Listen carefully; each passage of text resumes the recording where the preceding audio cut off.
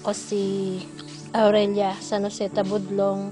Ako si Ate Eugenia. Ako si Erica Chavez. Ako po si Tilma Cartoneros. Ako si Bioli San Jose, 45 taong gulang, isang leader kababaihan na nakikibaka para sa kanilang karapatan. Ito rin ang istorya ng aming mga kasaysayan ng mga kababaihan sa aming pakikibaka para sa aming karapatan.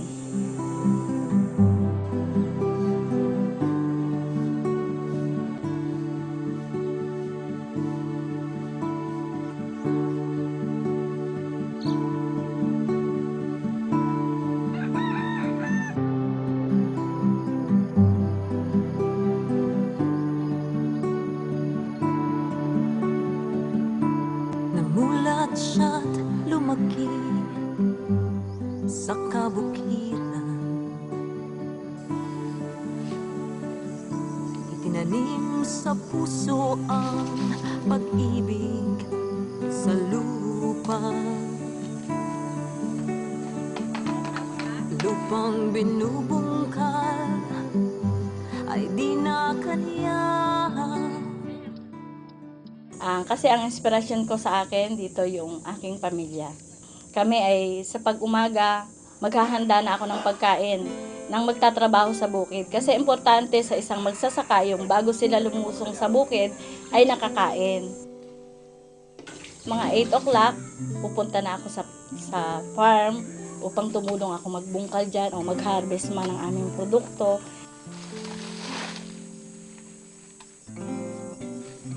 O yung 2 hanggang 3 o'clock, sineset ko yung mga appointment ko sa makikipag-usap ko sa mga taga rito.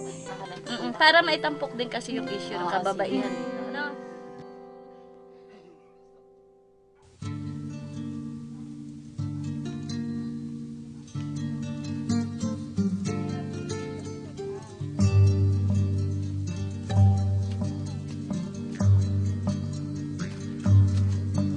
Nung nakakaraang panahon kasi, ang tradisyon dito ay ang kababaihan ay nasa bahay lang, mag-alaga ng anak at sa loob ng bahay.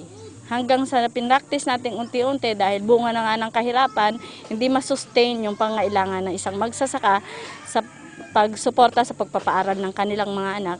Kaya ang mga kababaihan ay na-challenge na rin para lumahok sa mga gawaing bukid, para masuportahan ang edukasyon at ang pangailangan ng isang pamilya.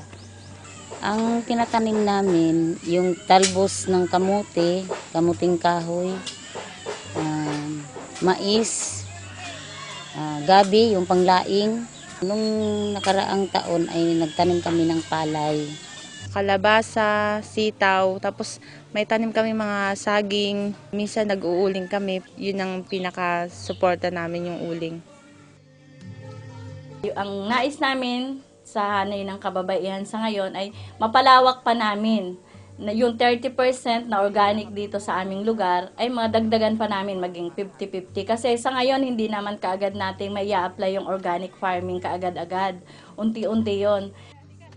Kasi nakikita namin na yung mga pesting dala nito sa atin. Mga hybrid na buto ay nagkakaroon ng epekto, lalong-lalo na sa kalusugan at sa ating kalikasan. Nahirapan kasi kami noon ng mga hybrid na paggamit. Nagtatry din na rin kaming gumawa ng pataba. Gawa lang namin para siyang gamitin sa pagtatanim ng gulay. Mas safety ang paggamit namin ng organic.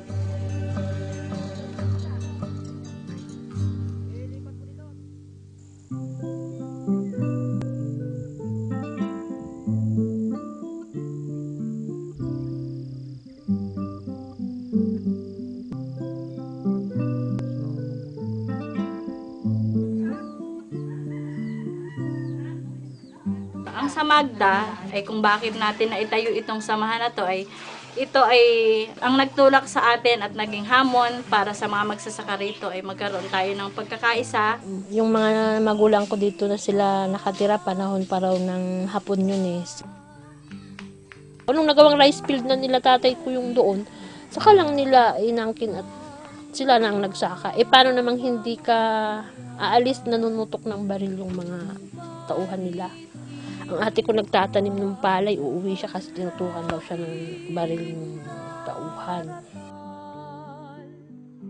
Kasi yung mga resibo ng palay na binibigay nila tuwing ani, nilalagay lang nila dun sa bubong. Merong mga marunong nagtuturo, pakita lang yung mga naibigay na ano. Wala na kasi yung bahay namin kugon eh. Pag papalitan. So wala yung mga resibo. So hindi na. Tapos parang malaking tiwala yung magkakapatid nila tatay ko dun sa usapan. Hindi nila alam yung kailangan na yung mga black and white. Yung naging halimbawa, yung 16 na pamilya na sila ay sapilitang pinaalis ng pamilyang Araneta dito sa ating lugar. Kung kaya tayo ay nagbuo ng samahan upang wag nang umuling masundan ang mga ganitong sitwasyon. Nagbuo ng samahan ang Samagda upang sama-samang labanan ang mga mapagsamantalang uri at pamilya ng Araneta. Ang pangalan nga nung aming dito sa Magda, 2011 nung mabuo ata yung aming samahan dito. Yan sabi nila na sama ka sa amin.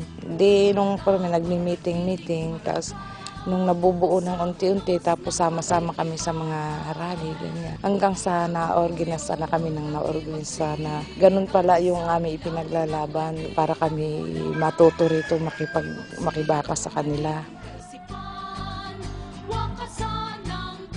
Malaki ang nagawa nung samahan kasi dati inaharas kami ng mga tauhan ng Araneta. Meron na nga dyan na paalis na eh. Siyempre kami, lumalakas yung loob namin kasi meron kaming naaniba na samahan na kung ano man, may abogado kaming magtatanggol sa amin. Tapos may mga kasamahan kami na yung may people power, kung halimbawa may gagawin sa amin, may aalalay sa amin. Ang wish ko lang kasi matagal naman na kami dito. Sana hindi na kami mapaalis dito at magtagumpay kami doon sa pakikipaglaban namin na karapatan doon sa lupa. Ang tagumpay ng kasaysayan.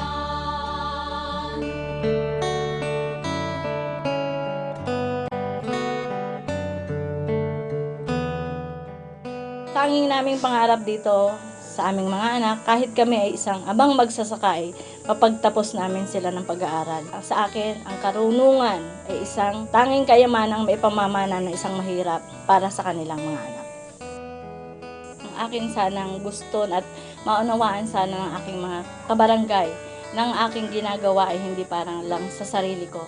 Ang una kong layunin ay ang makapagbahagi ako sa ikauunlad ng aming komunidad. Magkaroon ng sama-samang paggawa ang mga kababaihan at makita nila ang kahalagahang ginagampanan ng kababaihan, lalong-lalo na sa ating komunidad. Pakita natin na ang kababaihan ay may kayang gampanan sa kauunlad ng ating bansa. At tayong kababaihan ang magdadalan ng ating pamilya sa magandang kinabukasan, lalong-lalo na sa ating mga kabataan. Ang lahat ng ito ay ginagawa ko. Unang-una ay ang pagpapahalaga sa pamilya. Pangalawa ay ang komunidad. Walang pagbabago kung hindi tayo kikilos at walang gagalaw. At walang mangunguna. Patak ng ulan sa lupaing tigang. Wari ay luha ng mga mamamayan. Subalit di luha ang laging daratal.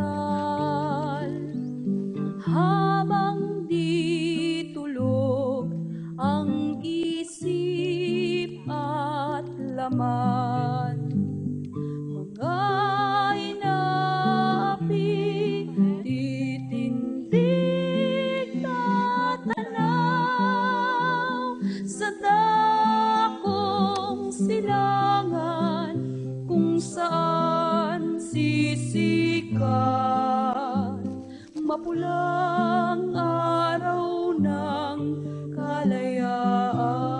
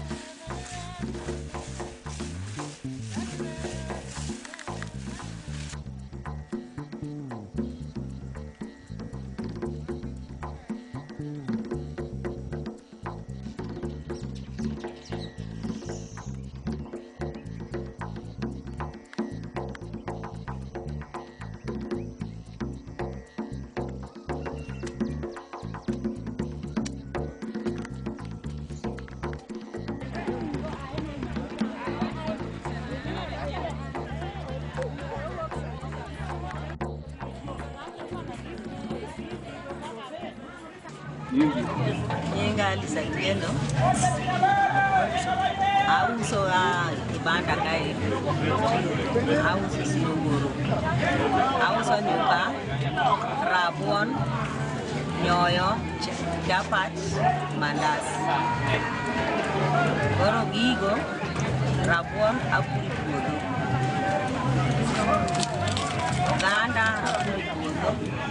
Babe apuri pudo. Ayu doga matin, oka medonye. Beti utkabich kende. Goro faida, ayu doga siling miario. Igi kago. Akonyo go nyithinda, an nyithindo makiye bende akonyo. Nyithinde nyara noto. Apidha okolie pi, kothi bachwe, kakoth olando cham wang'. Kakoth ochwe maber, to cham chiek, to koth piny. Apidha mwane. Ae ndelni bende oseti, onge manyiwa maber.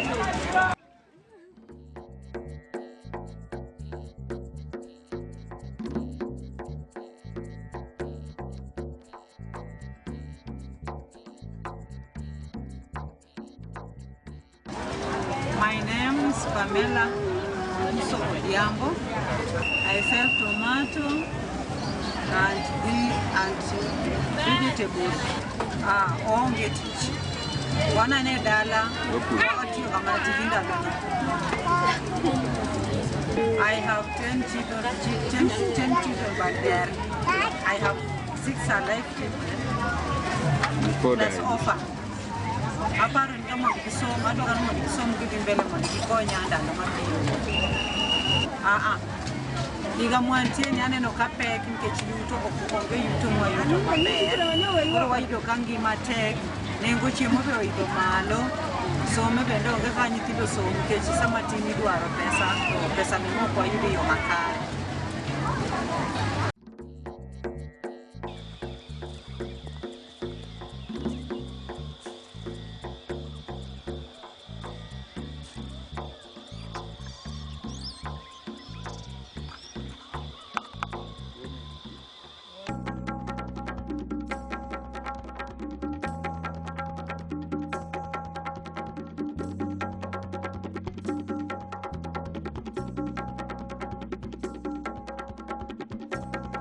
Nyinga iluonga ni Juanita Chieng. An achiel kuom liero min grupan Jakom. E liera waka, buchwani ne wachako 1997. Obedo registered kod Joka Social Services. Buchwani e liera kanyo, waloso mogo, ma wanyalo konyogo jogo ma ratindgi ni piny. E liera kanyo, wapuroga cham.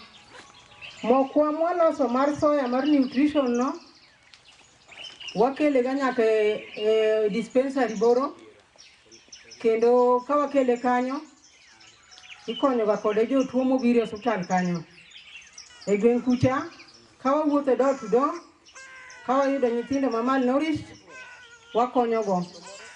Ka wayudo mama ma hike osebet mang'eny, to ngimane ok ni kare, en bende wakonye kod mokwano kendo waluwe, wanyalo miye nyaka lode ma wapidho mag nyaluo, kendo wan thuolo mar dhi loso ne nyaka lodego mondo mi wamiye koko nyal.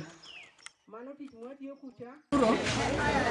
Mondo liera loso nyuka mar soya, mondo liera nigi pong' mano en maendeleo. Koro ka gibe giriwore, gibe gibiro bedo kaka mondo liera. Koko ng'ato anyalo yudo maromo. Kata ko ng'ato rieko mwanyalo timo mondo mi wayud maromo. Nikech ng'ato dak mi pesa boromo.